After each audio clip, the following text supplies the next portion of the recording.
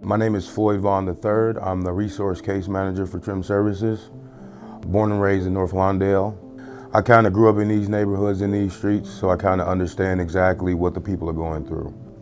Me coming up personally, we had basketball programs, football programs, we had reading programs, we had art programs. These are positive things that actually fuel the creativity in a young individual. These youth programs are way more important than people realize.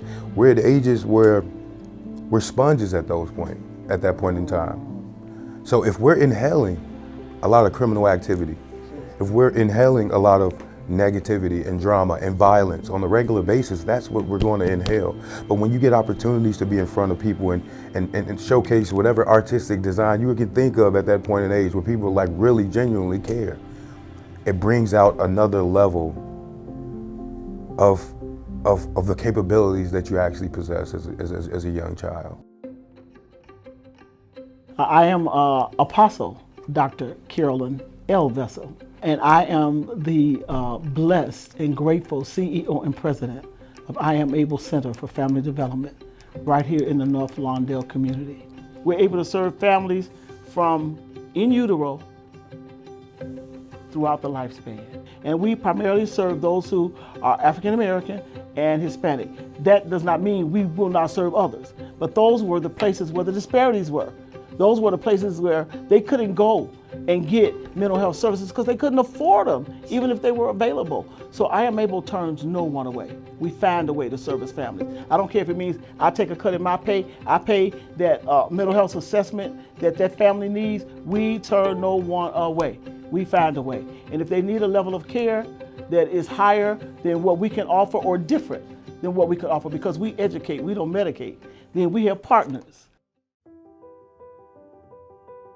My name is Deborah Wesley. I am president of Sinai Community Institute and executive vice president for community outreach for Sinai Chicago. I'm considered the founder of Sinai Community Institute. It is a 28-year-old organization. What we do is rooted in the voice of the community. A platform like Unite Us helps Sinai achieve its mission and vision. We're not just a hospital, we're a health system. We're trying to connect the dots. So it's like if someone is coming in our doors through the emergency room, we want to create a safety net in the community. We just don't want to discharge them to some unknown place, right? So this is a unique opportunity, at least for Sinai Community Institute, for us to do what we have always wanted to do, which is to connect the dots. We are ecstatic about the referral process. You know that. Like, we want as much as possible to get information out about CETA services, but as well, we want to learn what gaps are out there. I mean, we service a lot of folks. We're pretty good at this. What are we seeing that we could be filling in gaps that we might not on our own see? You know, we do our community assessments and we have our research team, but how can we, through this partnership, get a higher level, more data-driven vision of those gaps that we need to fill?